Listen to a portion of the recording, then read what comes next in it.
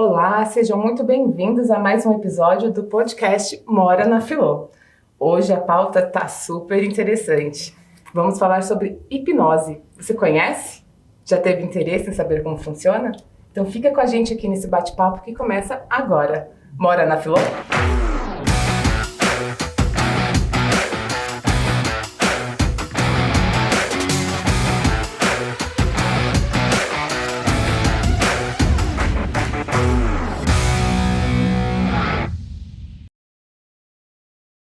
Bom, antes de eu apresentar o nosso convidado especial, eu vou apresentar aqui o nosso novo âncora e comentarista que já participou aqui de um episódio passado falando sobre depressão e ansiedade.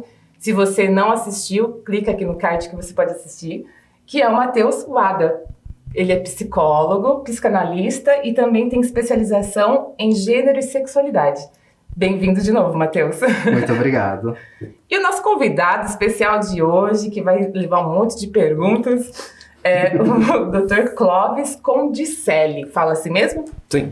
Condicelli. Ele é doutor em psicanálise e hipnoterapia, membro da Associação Brasileira de Psicanálise, da Associação Brasileira de Neurociência, Associação Internacional de Hipnose Clínica e Terapêutica e... como que fala? John Hopkins. Neurociência do comportamento, gente. É muito novo, nome novo aqui. Seja bem-vindo. Obrigado, agradeço a oportunidade de estar aqui nesse podcast com pessoas ilustres como vocês e um amigo aqui da área, né? Obrigada. Muito obrigado. Posso começar com uma pergunta já, tipo, qual que é a ligação de hipnose com espiritualidade? Isso é místico? Como que é isso? A hipnose não tem ligação nenhuma com espiritualidade, religião ou qualquer outra crença. A hipnose é um estado natural do ser humano. Nós passamos 70 dias em estado de consciência alterada. Eu não gosto de falar muito da palavra transe, que leva um pouquinho de medo. Então, mas é a mesma coisa? Sim. Ai, meu Deus. Você tem um estado alterado da sua consciência. Quantas vezes, Patrícia, você saiu de casa, chegou aqui e falou, nossa, já cheguei aqui? Ai, várias. Entra no automático, né? Você entra no automático. Isso é um processo onde a sua mente economiza energia. Certo. Então, o processo de hipnose, ele tá num modo stand-by, assim. Stand-by. Que pode ser provocado ou não? Pode. A gente só faz o quê? A gente potencializa esse estado, trazendo um relaxamento para a pessoa, acabando o que a gente chama de ruídos mentais, onde você consegue ter, a própria pessoa tem acesso às suas lembranças, memórias traumáticas e fobias.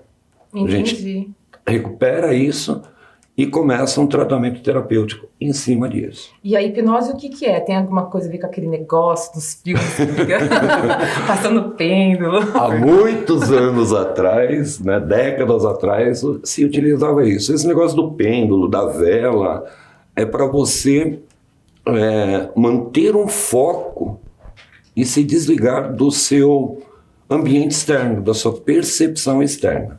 Somente isso. Essa é uma ferramenta. Mas a hipnose, nossa, evoluiu muito. Hoje existem algumas ramificações da hipnose. Tem a hipnose verbal, tem o mesmerismo e fascinação, e tem aquela que a gente realmente leva a pessoa em um estado de relaxamento profundo, onde você tem um acesso melhor às lembranças, ao inconsciente dela. Então, o intuito principal é o inconsciente, ou não? É o inconsciente.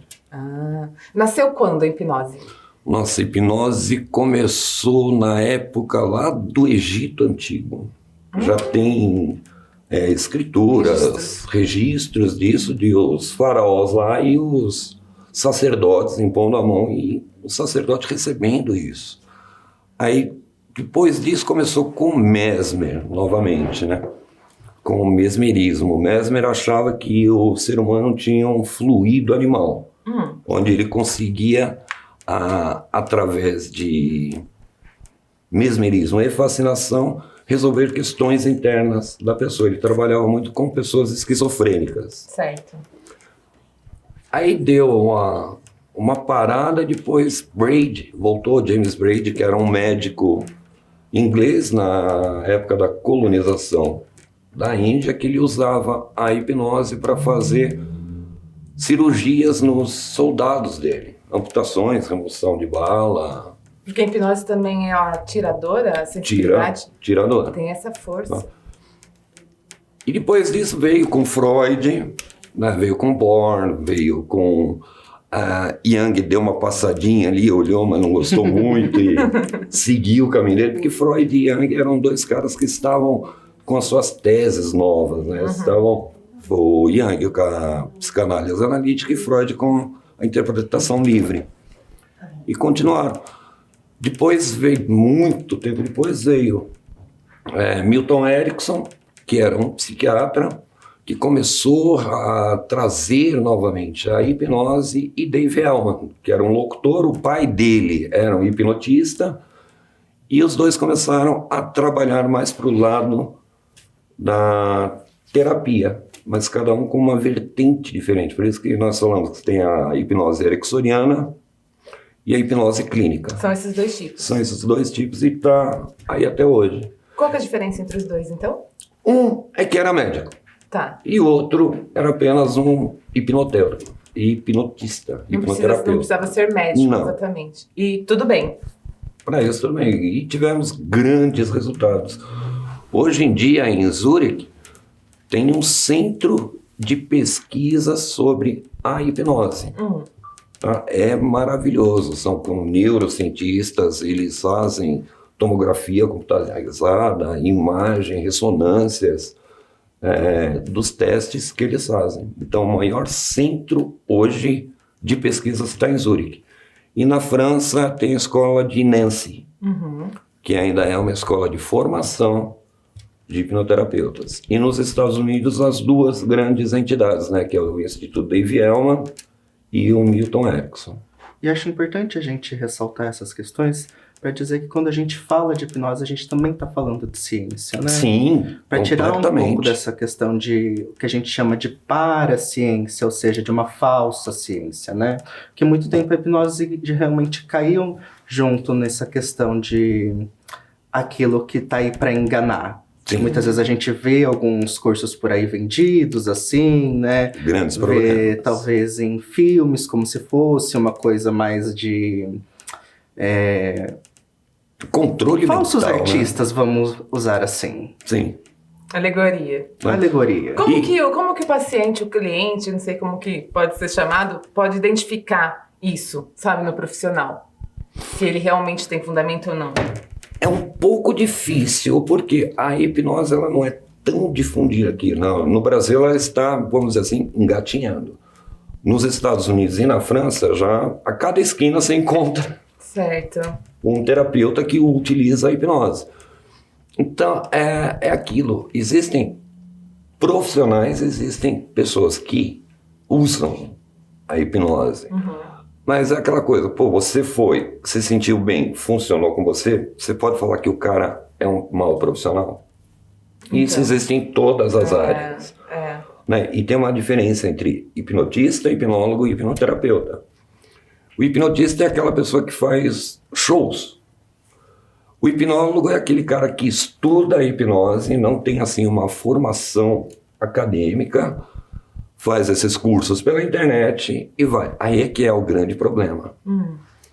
Né? Porque às vezes ele está ali trabalhando, a pessoa apresenta alguma coisa que ele não vai saber como resolver. E o hipnoterapeuta é aquela pessoa que já é formada, tem uma base estrutural na psicologia, Certo. né? E usa a hipnose como ferramenta. Tá. Você pode usar a hipnose na TCC, na Gestalt, nas técnicas de William Reich, na psicanálise pura de Freud, de Jung. Você já utilizou, Matheus, ou não? Eu não utilizo a hipnoterapia, apesar Certo. de entender um pouco, eu não tenho a formação necessária para utilizar, né? Então eu acabo não fazendo. E onde que será que se dá esse encontro da hipnose com a psicanálise, já que os dois é dessa área? Quer responder, Matheus? Eu acho que essa eu deixo para você. Cara, a hipnose ela é uma técnica terapêutica. Ela não existe assim, vou usar uma técnica com você. De hipnose, não tem. Foi o que eu falei, é uma ferramenta onde você leva a pessoa num estado alterado de consciência e você entra com as outras ferramentas que você tem. Certo. Como que é o processo, efetivamente? Eu tô lá no seu consultório, Como eu levo você para uma indução? Isso. Primeiramente, você tem que ter o rapport, né, que a gente fala. Você tem que ter aquela afinidade com o seu terapeuta. Ah, tem isso também. Tem confiança. Precisa ter um vínculo de confiança muito bem estabelecido. A pessoa precisa se sentir muito à vontade no que a gente chama de setting, no espaço terapêutico. No espaço terapêutico. Tá. Né? A hipnose, pelo que eu entendo, claro, não sou especialista, né? Mas precisa também de um ambiente calmo, de um ambiente tranquilo, e precisa ter todo um processo que a gente chama de ritualístico, que não é ligado ao misticismo nem religioso. Mas o que quer dizer esse ritualístico? Quer dizer que vai precisar de todo um processo para que a pessoa chegue a esse estado alterado de consciência. Exatamente. Né? Esse estado relaxado. Para que aí possam vir todas essas questões. E aí a gente lida com isso. Sim. Aí, exatamente isso aí. Tá? O processo... O meu processo começa na sala de espera. É uma sala confortável, com música. Eu vou buscar a pessoa lá. A gente já vem conversando no meio do caminho. Eu chego, escolha onde você quer sentar. A pessoa olha, ela se senta, eu explico, ouço as questões dela, explico o que é a hipnoterapia e começo a fazer alguns testes com ela, que são exercícios que a gente faz. Eu começo com relaxamento corporal, depois um relaxamento mental, aí depois eu uso uma técnica que a gente entra no inconsciente dela e dá aquela limpada. Né? Do seu lado tem uma estante, você vai colocar as coisas boas ali, uma resumida. Certo, certo. Tem um baú onde você vai jogar as coisas ruins, tem uma mesa onde você vai colocar aquelas coisas que você não sabe como resolver. Tá? Você tem uma desassociação sistemática nisso aí, é um processo. Aí quando a pessoa volta, o que você sente? Ai, me sinto tão bem, tão relaxada. As pessoas confundem o relaxamento com a hipnose. Relaxamento é um estado físico, é natural. Se você sentar ali, olhar um ponto fixo, respirar e ficar olhando, o seu corpo relaxa. Tá? O que acontece é na mente da pessoa em poder organizar, né, os seus pensamentos. Sabe aquele ditado, uma mente vazia é uma oficina do diabo? Sei. É errado isso. Uma mente cheia é a oficina do diabo. Olha. Uma mente vazia é uma mente estabilizada, é uma mente calma, é uma mente tranquila. Você acorda de manhã, a primeira coisa que você lembra, tem que pagar o boleto do cartão de crédito. Hoje é dia 3, o boleto vence dia 20. A ansiedade aí. Tá? Nossa, eu tenho que fazer isso, tenho que fazer aquilo. A mente não para. E você não consegue produzir com isso. É o ócio, né? Que Pilates fala bastante também. É útil, né? Então, tá, mas e aí? Aí a gente organiza na terapia e aí chega a esse ponto de ir pro inconsciente como? Por quê? Porque a gente trabalha, não tem como falar de hipnose sem neurociência. Né? Eu até falei para você, comentei no quadrinho lá. Cara, como é que é formado um trauma, uma mente conturbada, uma fobia, ansiedade? Ligações sinápticas. Né? É neurociência isso. Certo. A gente só consegue gravar as coisas quando você sente alguma emoção.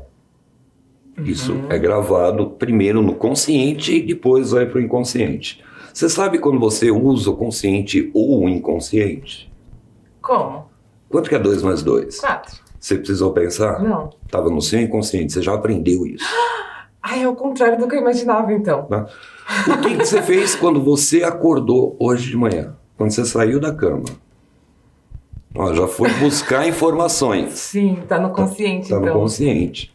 Até isso se formar, enraizar e ir para o seu inconsciente, quando eu pergunto para você, o que você fez a semana passada às 2 horas da tarde, numa quarta-feira? Talvez você se lembre. Você foi buscar essas informações lá. Tá. O inconsciente é o HD. Mas só passa para o inconsciente se eu tiver uma emoção nesse... Uma emoção em cima disso. Forte. Tá? A criação de um trauma. Vamos supor que você estava andando de bicicleta, passou num buraco, escorregou, a roda escorregou, você caiu e se machucou. Você criou um trauma. A sua mente vai mostrar a cena ou vai mostrar a emoção. Eu não gosto de bicicleta. Porque, eu não sei, não gosto. Ou, olha, quando eu era criança eu caí de bicicleta e depois disso eu não andei mais. Mas ao cair, olha quantos gatilhos emocionais você teve. Primeiro, a percepção da perda do controle, né, que virou, você perdeu o controle da bicicleta. Certo. Né? A sensação de queda, a sensação do impacto no chão, a dor, o sangramento. Tudo isso são gatilhos emocionais que foi criado na sua mente por uma queda de bicicleta. A partir de lá. Então eu vou ter dificuldade com controle, eu vou ter dificuldade... Entendi. Pode ser que aconteça isso. Entendi. Tá? Quando você está andando na rua, você toma um trupicão, seu corpo vai para frente, seu inconsciente vai buscar aquela sensação daquela bicicleta, porque ele aprendeu aquilo. E aí a hipnose pode te trazer para aquele momento. Te leva para aquele momento, a queda sempre vai existir, não tem como você apagar lembranças da sua mente. Mas ressignificar, você falou muito disso no outro programa. Sim. Sim, você pode ressignificar. Mas o problema é o seguinte também, como vocês falaram, tem muitos profissionais que implantam ideias. A mente não sabe o que é real ou o que é imaginário. Não? Não. E ela aceita. Bom, partindo do suposto que você era uma criança e estava andando de bicicleta, você tem amigos que andavam com você. Você tem amigas que andavam com você. Então a sua memória lembra dos seus amigos andando com você. Então você caiu. Aí não é terapeuta. Não, você caiu, mas aí é que entra a terapia. Tá? É fácil de explicar, mas não é tão fácil de fazer. A gente tem que ter um cuidado muito grande. Seus amigos estavam passando, viram você, ajudaram a levantar você, passaram a mão no seu machucado, a dor passou. Tava um sábado lindo, maravilhoso, todo mundo anda de bicicleta no sábado. E vocês foram pro parquinho andar de bicicleta, você montou na bicicleta e foi. A associação que nós fizemos depois leva essa ideia para o seu inconsciente e aquele trauma se desfaz. E isso precisa ser repetido para chegar no consciente, sabe? Essa ideia? Depende muito da pessoa. Cada caso é um caso, cada pessoa é um universo diferente. Entendi. Caramba. A questão um pouco dessa falsa memória, vamos chamar assim, é um problema de às vezes não deixar o paciente nomear esse trauma, não trazer à tona totalmente. Vamos dizer, eu caí de bicicleta. E aí você pega, às vezes, um profissional despreparado, e ele vai dizer, era uma bicicleta rosa? Você caiu de cara? E essa pessoa vai já colocando as coisas num espaço do trauma do inominável, e vai já dizendo antes do próprio paciente. E como para o paciente está inominável, esse profissional despreparado vai colocando coisas ali. E aí essas coisas ficam talvez mais palatáveis do que o que realmente aconteceu. Sim. Então eu encubro o verdadeiro trauma com sugestões desse profissional despreparado e acabo não acessando esse conteúdo que precisava ser acessado. Tá, então o profissional tem que tomar cuidado com muito. Cuidado. Por isso que a gente tem uma parte de estudo que chama a audição terapêutica. Tá? A gente ouve 70% do que você fala pra gente não tem muito valor. 70%? Tá? Ou por quê? Porque às vezes a pessoa chega lá e começa a falar e começa a repetir.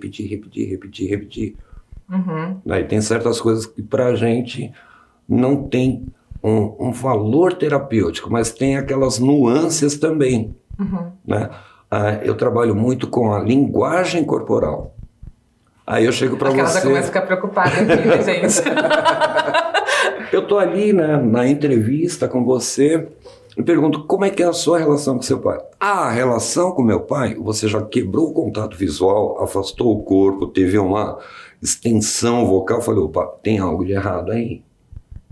Então, Tá, que nem diz na Gestalt, figura e fundo. O que você me apresenta é uma coisa, mas o que eu quero saber é o que está aqui atrás. E às vezes a pessoa, como ele diz, tem dificuldade de falar o que aconteceu, de falar o que sente realmente. Às vezes a própria mente, para proteger, inibe isso. já cria um discurso, né? Ai, Matheus, a gente tá com várias perguntinhas aqui que a gente tem que seguir, não deixa a gente esquecer. Qualquer pessoa pode ser hipnotizada? Sim, desde que aceite o processo. Existem níveis de hipnose. Tem a hipnose leve, a conversacional, que eu converso com você e vou achando as entradas para mandar uma sugestão direta ou para fazer uma análise. Tem a hipnose que a pessoa entra num estado mais profundo e tem um estado esdeio. Esse estado esdeio é tipo um coma hipnótico. É utilizado muito na medicina. Aqui em São Paulo já Sem medicação nem nada. Nada. Já foram feitas 2 operações, um de câncer de mama e a outra, se eu não me engano, foi de hérnia, porque as pessoas tinham alergia A medicação. à medicação. Esdeio. Study Esdeio. James Esdeio é que fez essa técnica. Era um médico lá. Você já chegou, né? Algum paciente nesse estágio? A semana passada eu dei um curso na ORP, Associação de Ribeirão Preto, de odontologia, de hipnoanalgesia. Uia! A formação foi os alunos, os doutores, os dentistas, usarem a hipnose clínica no tratamento dentário.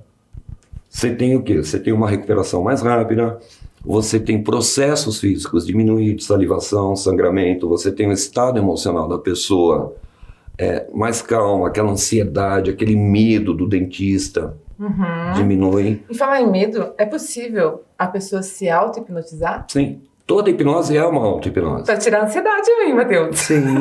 O Matheus ensinou umas táticas no outro programa de sentar, encostar, contar. Relaxamento. Pra quem tem crises, né? Então, isso aí também pode entrar nessa lista aí do pessoal de táticas. Como que é uma mais simples, assim, de auto-hipnose, se eu estiver muito nervosa para entrar no programa, por exemplo? Eu costumo utilizar a primeira coisa que a pessoa aprende comigo, no set, quando eu faço essa entrevista, essa investigação psicanalítica, eu ensino a pessoa a ir para um local seguro.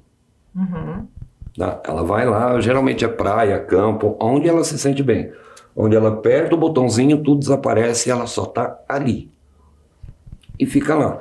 E esse estado de relaxamento altera todo o seu comportamento físico e o seu comportamento neural. Então você traz aquela paz, aquela tranquilidade constantemente.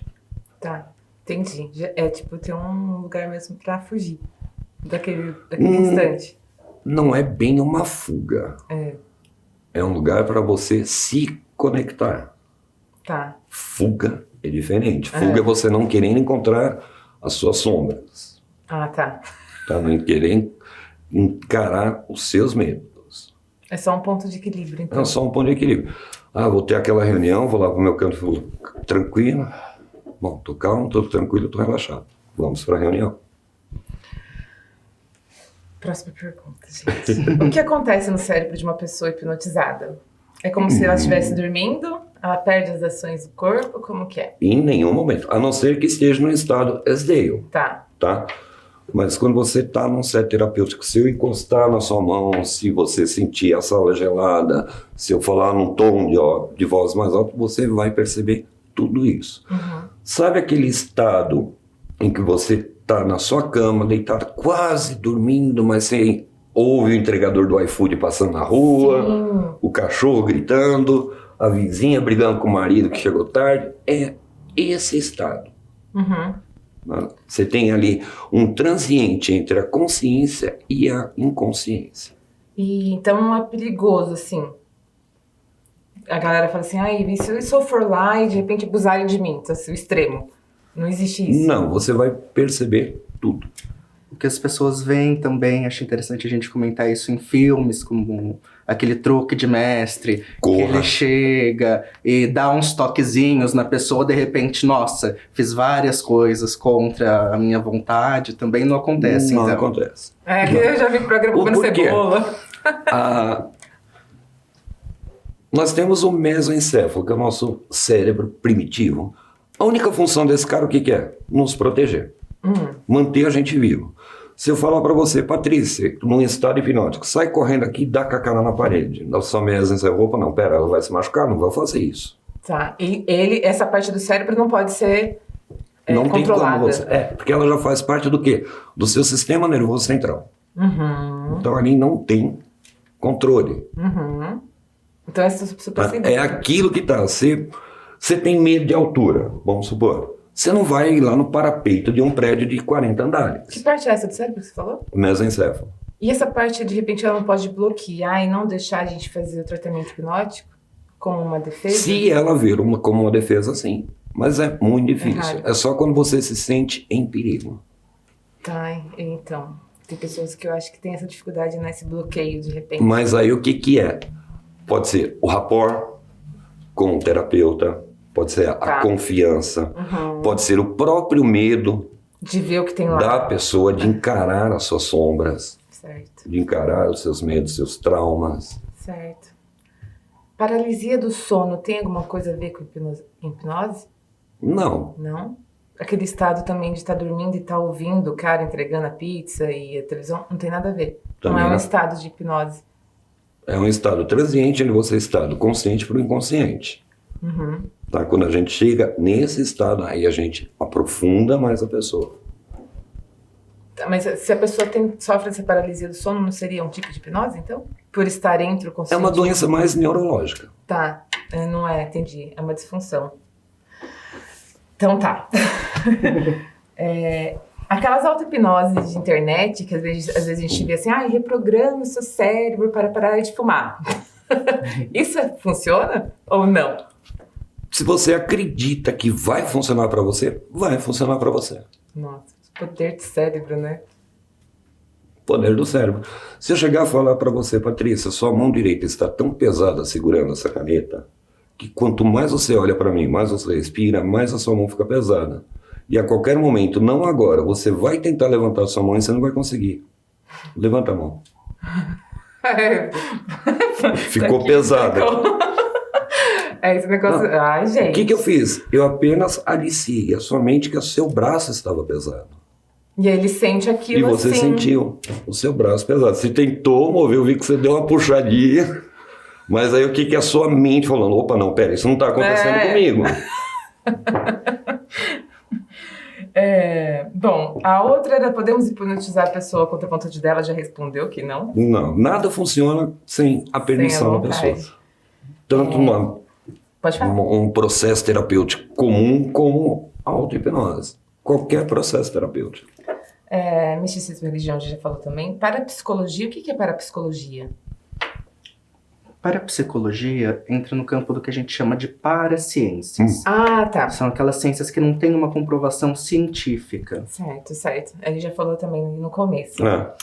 É reconhecido pelo Conselho Médico, né? A gente também deixou claro aqui. Cursos de hipnose na internet também, já falamos bastante. Teve um boom sobre isso, né? Teve. É o que eu falo. O problema é isso. Curso de hipnose. Eu dou curso de formação de hipnose, mas eu sou meio seletivo. Eu não dou para quem está começando do zero. Tem que ter pelo menos uma formação terapêutica. Dei lá na ORF para dentistas, já dei curso para psicólogos, para médicos, já dei para grupos terapêuticos. Uma pessoa que, vou fazer um curso de hipnose, nunca viu, nunca leu nada sobre psicologia, não entende nada sobre pensamento, não entende nada da mente. Não dá. Adianta. Criança também pode ser hipnotizada? Sim. A criança ela tem uma imaginação muito fértil. E é o que a gente mais trabalha na hipnose, é isso, né? É a imaginação ativa. Fazer a sua mente perceber coisas que você não percebia antes. Criar não falsas cenas, mas criar o que você já conhece, rebuscar isso. Ativa. E para quais transtornos, para quais casos você acha que a hipnose é o mais indicado em relação a outros métodos, vamos dizer assim, né? Outras abordagens durante a terapia? A hipnose ela pode ser usada para qualquer transtorno, desde que a pessoa não tenha uma lesão cerebral. Tá? Porque isso aí vai dificultar. É como se a mente, o cérebro estivesse em curto-circuito. Existem duas coisas distintas: o cérebro como um órgão e os pensamentos. Certo. Né? A gente faz o quê? Agrupa isso. Coloca o pensamento num estado calmo para o cérebro trabalhar mais livre. Né? Ansiedade, depressão, síndrome do pânico, porque tudo isso aconteceu com o quê? Por um trauma. Aconteceu alguma coisa com a pessoa que teve uma emoção e ela criou isso, teve uma ligação sináptica. A farmacologia, ela trabalha o quê? O sentimento da pessoa, né? As sensações que ela tem. Aquela falta de ar, aquele, nossa, quero sair correndo, aquilo, mas não trata a parte emocional, a parte neurológica em si. Então aquela imagem da queda da bicicleta vai estar sempre lá. Enquanto ela não resolver aquilo, ela vai pensar naquilo, vai ter uma enxurrada hormonal e vai se espalhar pelo seu sistema nervoso central, simpático e parasimpático, e vai dar todos esses efeitos Ela vai lá, físicos. toma um remédio, E para só as sensações. essas sensações, né? Os sintomas. Ela tira os sintomas. Tá? Tô com falta de ar. Toma lá um remedinho, dá aquela relaxada e fica. Porque a medicação, ela só serve para isso. Tá? Em alguns casos, a pessoa está tão acostumada com a medicação que ela tem que continuar tomando por um certo tempo. Em alguns casos, a pessoa tem problemas hormonais, ela tem que fazer aquela reposição. Aí não tem jeito. Mas quando você resolve as suas questões emocionais, você pode, não estou falando que deve, você pode até parar com a medicação. Mas isso, quem vai ver, não sou eu, é o seu médico. Certo. Tá? Um terapeuta, um psicólogo, um psicanalista não tem esse poder de passar a medicação e falar, não, para de tomar isso. O remédio está fazendo mal, toma isso. Não, a gente não pode. Mas vocês vão lá buscar o motivo, né? A gente vai buscar o motivo que aconteceu. Entendi. A gente trabalha a parte emocional, o remédio trabalha a parte física. É importante falar que sempre esses tratamentos são feitos em uma equipe multiprofissional, né? Tanto quanto o médico querer trabalhar sozinho, quanto o psicólogo trabalhar sozinho, não vão andar, né? Claro, a pessoa que tá estressada e tá com uma dor crônica sem saber o motivo, pode aliviar os sintomas. Mas até quando você vai viver à base de relaxantes musculares, né? Quais são os prejuízos disso para você e qual é o verdadeiro ganho? Né? Então é preciso tentar entender a verdadeira motivação, o que você ganha daquela... eu tomei um relaxante e vou dormir bem. Mas e o resto da sua vida? Né? Até quando? E qual Até o preço? quando? Qual o preço? E ele falou uma coisa muito importante, uma equipe multidisciplinar. Eu trabalho com 3 psiquiatras aqui na cidade. Certo. Tá? Às vezes a pessoa vem para mim direto e eu vejo, olha, infelizmente o seu caso agora é farmacológico. Tem isso também. Passa com o psiquiatra, faz lá um tratamento com ele, depois você me procura. Tá? Porque às vezes o grau dela é tão alto que às vezes a gente não tem como trabalhar com a pessoa. Ela não aceita o tratamento. Né? E o contrário também, os psiquiatras ligam para mim e falam, estou mandando uma cliente aí para você, o caso dela é assim, assim, assim, assim, assim, e a gente fica debatendo o caso. Isso. Porque o ser humano é uma junção, né? É uma junção. Sim. Não é só o físico, só o emocional, só o psicológico. Ai, como a gente é complicado, né? Nem tanto. Quais as áreas de saúde que pode ser utilizada? Você falou do dentista, por exemplo. Medicina, odonto, físio, acupuntura, praticamente todas as áreas você pode utilizar. Só não pode utilizar, como eu falei para você, com pessoas que têm deficiência no órgão, no cérebro. Porque você não sabe como é que aquela pessoa vai reagir num estado hipnótico. Tá? Qualquer tipo De transtorno físico, né? De lesão. Uma coisa muito engraçada também, você falou sobre dor. Fibromialgia. Fibromialgia é um diagnóstico dado por exclusão. Se você não tem uma lesão no tecido, se você não tem lesão muscular, se você não tem lesão nenhuma no corpo, é fibromialgia. Tá? É uma dor física que não tem origem. Tá? É uma dor psicológica. Gente, eu tenho uma amiga que sofre muito com isso, é psicológico. E aí, mas aí fala que quando esfria, aumenta a dor da fibromialgia. Não, gatilho emocional. Esfria, aumenta. Eita. Os disparadores costumam ser emocionais, assim como o disparador inicial. Né? Então, é muito ligado a um trauma, é muito ligado a uma experiência que a gente chama de mais traumática, angustiante, né? E aí, geralmente, costuma partir daí. Já atendi um caso, por exemplo, por muito pouco tempo, né? Mas de uma paciente que teve uma perda, um luto não resolvido, mais na infância, início da adolescência, e aí começou a fibromialgia. E conforme nós fomos conseguindo adentrar um pouco, falar sobre isso, os episódios foram diminuindo. Tá vendo? Então, realmente era. Vamos pegar esse gancho que você deu. De repente, você esfregou a mão, eu lembrei de uma coisa. Antigamente, as professoras tinham mania de bater. Sim. Né, com a régua na mão. Tá? Isso pode ser um gatilho que a pessoa tenha que na fase adulta comece a doer a mão. O porquê? De repente ela tem um relacionamento tóxico com o marido. O marido, aquelas pessoas autoritárias, vai disparar na mente dela a lembrança da pessoa. A mão vai começar a doer. Já começa, entendi. Às vezes, é o que eu falei, né? A figura e fundo. O marido não tem nada a ver com a professora, mas a relação tóxica, a autoridade que o marido impõe sobre a mulher, dispara esses gatilhos emocionais. Entendi.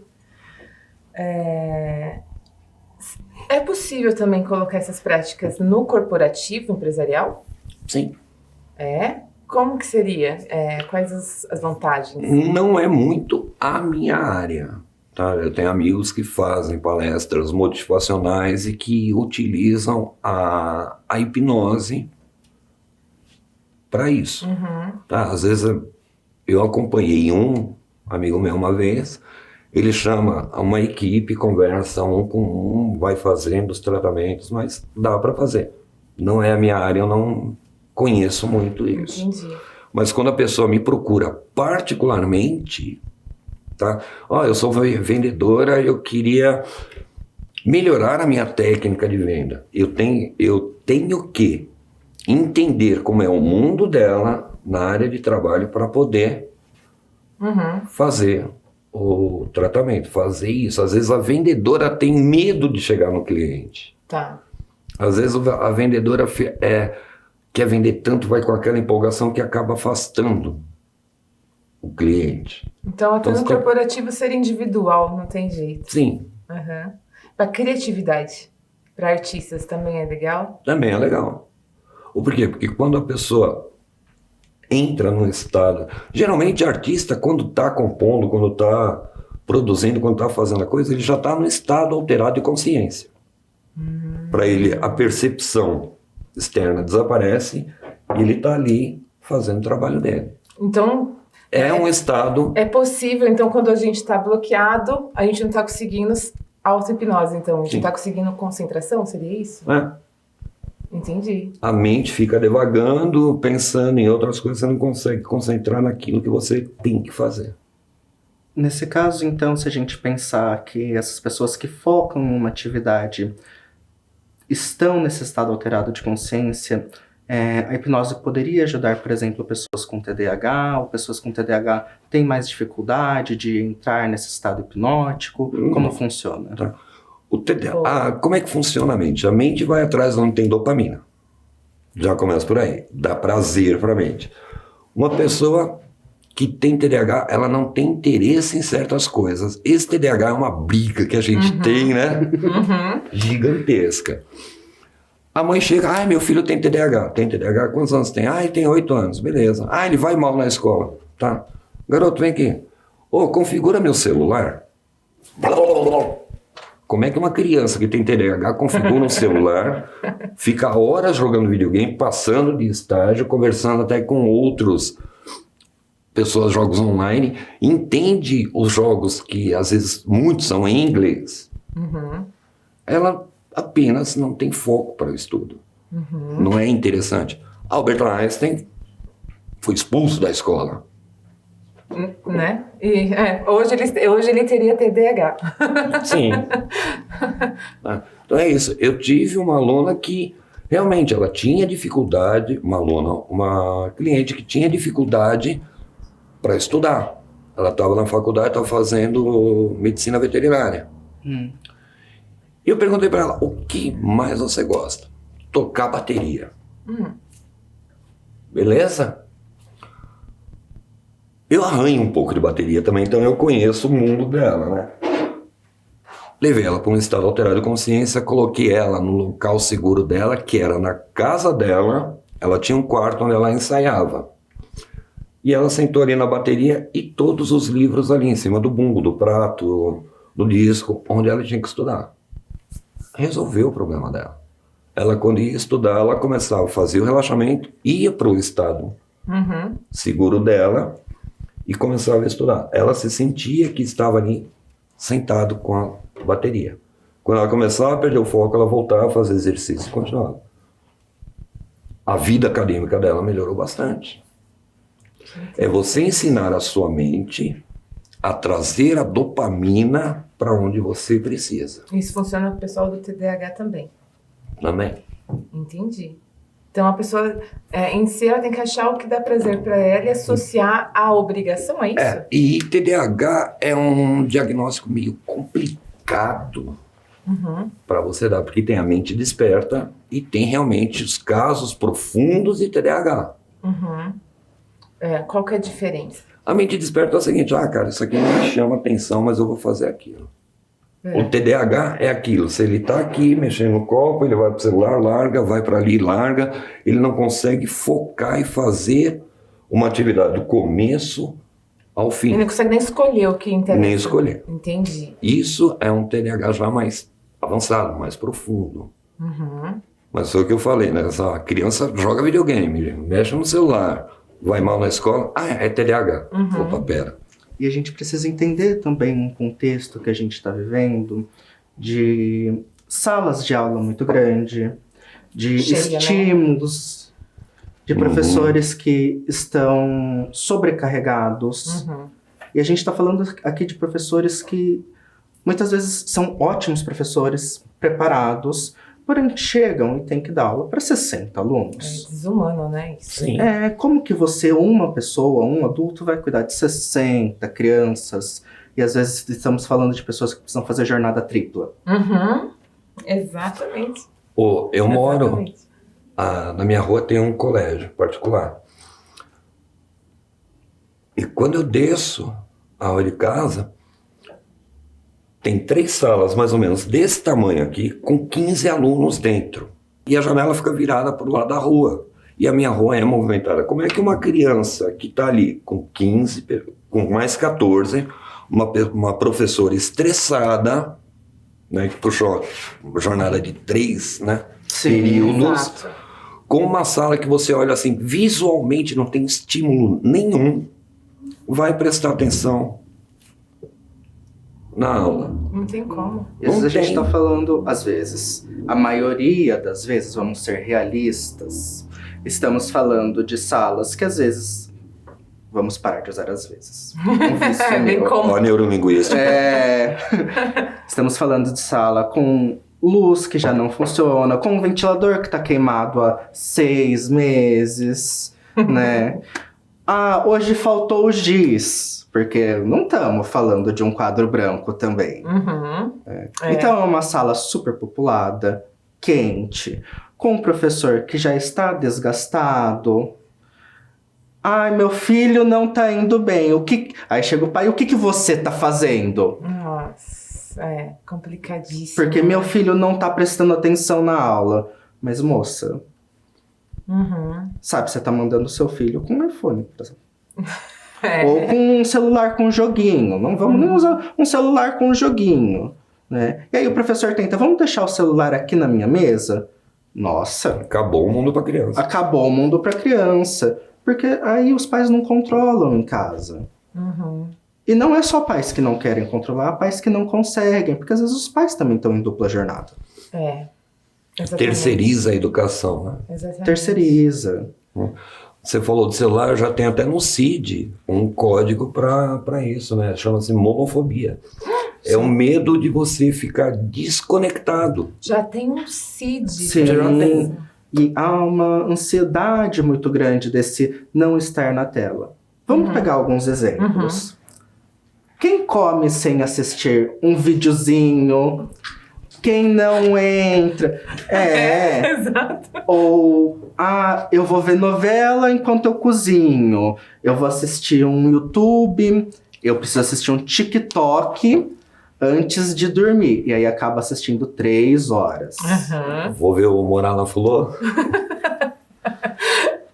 E é aquela coisa de fazer várias coisas ao mesmo tempo, não se permitir, não consegue assistir um vídeo na velocidade normal. Eu preciso ouvir meu áudio do WhatsApp na velocidade 2.0. E eu vou ganhar o quê? Meus 3 segundos de vida. E às vezes não importa, né, o conhecimento de verdade. Então quer dizer que, até para os adultos eu tô falando. Sim. Você tá lendo, assistindo televisão, comendo. Fazer isso tudo ao mesmo tempo é ruim ou é bom? Você treina a cabeça pra Bom, ficar melhor ou pior isso? tecnicamente você não tá fazendo nada. Certo. Quando eu faço muito, eu não faço nada. Porque eu não tô significando o que eu tô fazendo, eu não tô processando o que eu tô fazendo. Na verdade, eu tô tentando produzir uma coisa que não está sendo produzida e nem entendida por mim. Gente, eu vi mesmo. Só que aí a gente entra agora numa outra questão, porque eu tô me formando em filosofia, né? Então eu amo. Adoro filosofia É. estoica. Eu gosto de Platão, né? Mais Estoica. clássica. Mas eu vi não sei se vocês já viram falar dos sutras, Yoga Sutra. Fala lá, tem uma parte que eles perguntam por um sábio. Para ser sábio, o que precisa fazer? Quais são as práticas, etc. Ele fala assim, é simples. Quando eu estou comendo um pão, eu como o pão. Só faço o que eu estou fazendo. E é tão difícil na era de hoje. É muito difícil, porque tá tudo ali, aquela poluição, né? A mente, ela é analógica, ela não é digital. Se eu tô aqui olhando pra caneca, minha mente tá aqui. Se você me chama, meu foco já foi pra você. Se ele fala alguma coisa, eu olho, meu foco foi pra ele. Eu não consigo olhar pra caneca, olhando pra ele, prestando atenção em você. Eu não faço nada. E quem acha que Aí consegue a fazer mente- isso é ilusão. É ilusão. É ilusão. E as pessoas falam até como se fosse uma vitória, né? Porque eu ouço música e eu tô no computador, e, né, e eu Numa escrevo. reunião ao mesmo tempo. Sim, mas pra quê? Né? O que você quer produzir e pra quem você quer produzir? E a troco de quê? Né? Quem você está ignorando enquanto você faz isso? É preciso tentar entender essa lógica de produção, de não dar valor ao que você está fazendo, enquanto tudo isso acontece. Acho que o maior desafio, então, hoje seria escolher onde vai ser o foco. Sim. E é dificílimo. Como, assim, quais os critérios, né? A gente tem que, de repente, fazer uma programação. O que eu aconselho? Agora é trabalho, agora é estudo. Eu vou te dar 3 coisas para você fazer. Tá? Determinação e determinação. Sem isso você não faz nada. Determinação. E ensinar isso Aquele pros negócio, filhos, né? força de vontade, né? Ai, fui na academia, você vai primeiro dia, o segundo, terceiro e tá chovendo. O quarto, eu vou conversar com a Patrícia às 8 horas, academia às 7, eu vou esperar ela me ligar. Ninguém ligou pra ninguém, todo mundo Se não pedir foi. desentendido. Aí o que acontece? Essa força de vontade também é uma enxurrada que você tem de hormônio. Uma hora passa. Agora, quando você tem um objetivo, você tem uma meta, você criou um plano, pode estar mó tempestade. Não, eu vou para academia porque o meu objetivo é esse. Tá. E você completa. Quando você começa a ensinar a sua mente a trabalhar para você, não você para ela, as coisas começam a fluir de uma maneira diferente. Porque aí a gente está falando de uma criação de um hábito. É diferente de você ter algo episódico, algo que acontece uma vez ou outra. Eu viajo uma vez ou outra. É um episódio. Eu como. É um hábito. É um hábito. Eu assisto TV. Eu uso o celular. É um hábito. Agora, eu fumo. É um vício. Eu posso parar quando eu quiser. Never. Tudo mentira. Mas e aí? Tenta ficar 2 dias sem, pra você ver como Algumas bate a horas. abstinência. Né? E como que muda, né? O hábito e o vício, assim. Uma frase que eu gosto muito é: o que te controla e o que você controla. Você consegue, num dia que você não tem que trabalhar, você consegue esquecer o celular em casa. Você consegue esquecer o cigarro, você consegue esquecer a droga em casa. Você consegue esquecer a bebida. Ou você só consegue ir em uma festa, em um rolê, se tiver cigarro, bebida e droga. Então já muda. É Já aí muda. que muda. Percebe?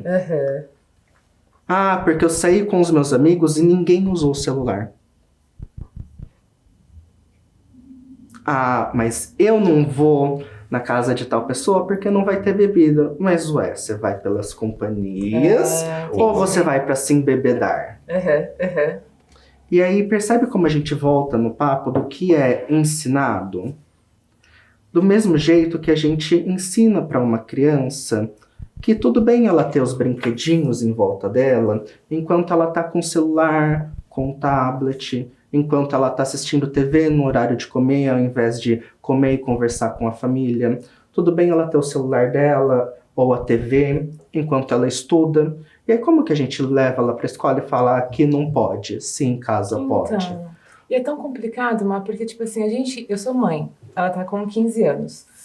E a gente que pegou essa transição, né, pro mundo digital, sendo mãe ao mesmo tempo, eu vejo que eu pequei muito em muitas coisas que deixei rolar e agora não dá mais pra tirar. Sim. E de forma tardia, como fazer isso, entendeu, com um adolescente? Porque é um choque pra eles não querem largar, entendeu? São condicionados à realidade aquilo. E é aquela coisa, né? O se livrar de um problema. Mãe, não sei o que, pega, vai brincar com o celular. Sai daqui. É E normal muito isso, tempo ser humano trabalhando, fazer. estudando, e aí virou uma companhia, né? Pro adolescente aquilo. E aí, junto à pandemia, a gente teve um podcast aqui com adolescentes que falou isso, que eles estão com dificuldade de se relacionar pessoalmente, porque eles precisam do filtro. Precisa daquela rede, porque eles foram criados ali, né? O eu ali, na adolescência. Essa pandemia, ela bagunçou muito a mente das pessoas. Eu tive crise, eu tive que sair daqui e ir para São Paulo com o meu professor. Falou, cara, me ajuda que eu tô pirando. Ficar trancado em casa é horrível. Agora imagina, uma família, apartamento MRV, com 2 filhos. Não poder sair de casa, os 2 trabalhando em casa, as crianças em casa. É um campo de batalha. Campo de batalha. É possível apagar lembranças? Não. Never. Bom, aí entra, né, uma discussão. Para alguns pode, para outros Não. Tá? Você assistiu aquele Divertidamente? Sim, eu amo. Cara, é um desenho maravilhoso aquilo lá. A Pixel contratou neurocientistas para Isso eu não sabia. ajudar a fazer o desenho. Tá? E aí é que entra a controvérsia lá a estante com as bolinhas, né? Ah, essa memória é velha, joga fora. O poço das memórias, né? Vai apagando.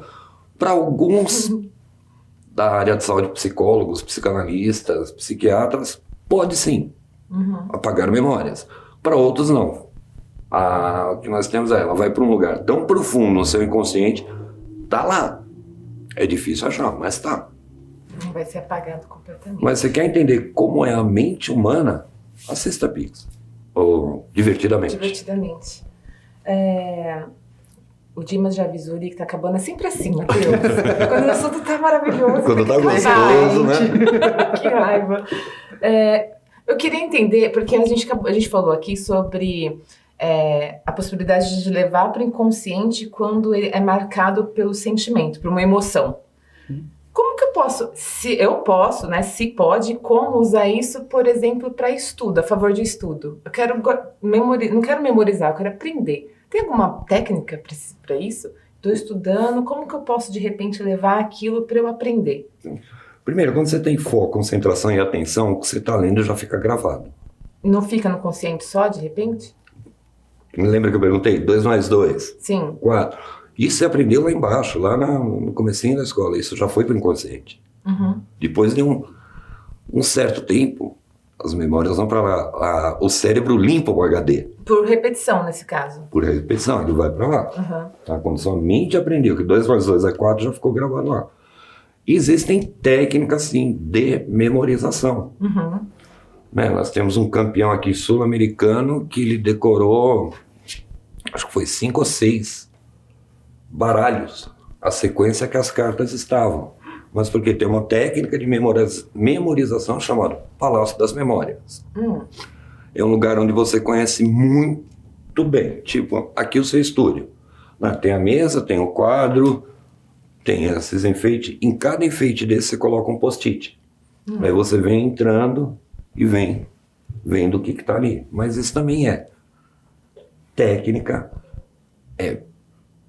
você treinar e você ter a determinação de que eu vou fazer isso. Não é fácil, não tem uma mágica. Abracadabra, vou aprender. É preciso entender também qual é o método de estudo mais adequado para você. Certo. Tem pessoas que um método de estudo é um método mais oral. Tem pessoas que é um método mais visual, né? Então, e tem pessoas que preferem escrever. Se eu tenho um método de escrita ou mais visual, convém fazer alguns resumos, né? Na verdade, o método de escrita eu fazer resumos. Um método mais visual, as pessoas costumam ler e grifar com marca-textos coloridos. Certo. Se é um método mais auditivo, oral, ler esses resumos em voz alta, gravar e ouvir depois. É preciso que você entenda. E aí, isso a gente vai meio que aprendendo ou percebendo como o professor fala e eu guardo, professor, professora, né? E também sozinho.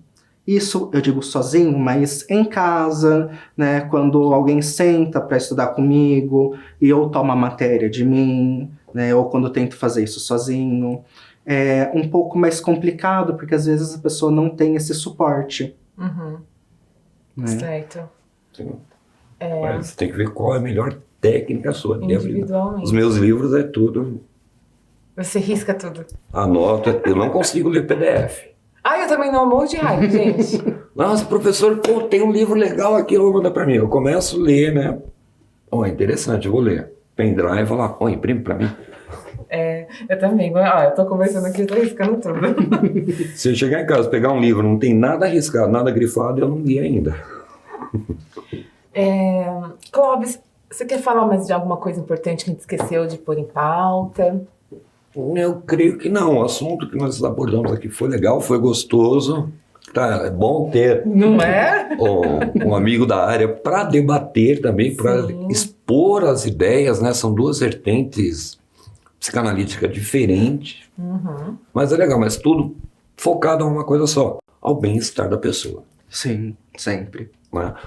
Agradeço pela oportunidade de estar aqui, Agradecemos sua presença. É, muito. né? E estou aí, o dia que vocês quiserem conversar mais, falarem sobre outros temas. Passa um pouco. Você nasceu aqui? Não. Não, eu nasci em São Paulo, São Paulo tá aqui há quanto tempo? 5 anos. 5 anos já. Aqui tem um consultório. Tenho consultório. Passa pra gente o contato também. É 9916 27 123. Aí é só marcar lá uma consulta com 1, 2, 3, turma. E você Eu, faz só atendimentos individuais? É para um público específico? Eu faço individual e trabalho com casal também. E uma coisa que eu adoro fazer é terapia em grupo. Ah, é? Normalmente não Adoro. gostam, né? Em grupo. E Adoro pra fazer quais, vivências terapêuticas, é muito gostoso. conta um exemplo aí, só pra gente ter uma noção de como é isso. Você junta um grupo ali e você começa a dar exercícios, técnicas terapêuticas nisso. Aí eu uso muito William Reich e a Gestalt. Tá? Eu dou uma almofada para você, você senta ali, daqui a pouco você vai começar a ter uma catarse. E quando você tem essa catarse, a gente vai alimentando e você, literalmente, você bota tudo para fora ali. Né? Nós, como terapeutas, pelo menos a nossa turma, desde a formação, atrapalhou um pouco por causa da pandemia, mas de 6 em 6 meses nós fazemos terapia. A gente vai lá para o rancho de um professor nosso, e ali é o grupo de estudo, né? O pessoal que se formou, os professores, alguns alunos que nós formamos, vão para lá e aí o negócio pega. É, que bacana, né? Super interessante. Senão a gente não aguenta também, né? Redes sociais. Clóvis Condicelli, Facebook e Instagram. É isso aí, gente. Matheus, obrigada por ter participado aqui hoje com a gente de Eu novo. que agradeço. Se ficou alguma curiosidade a mais, alguma dúvida que você queira que a gente fale mais sobre o assunto, de repente a gente pode até repetir isso daqui, fazer uma segunda edição. Manda pra gente aí, ok? Esse foi mais um episódio do Uma Hora da Flor pra você e até a próxima.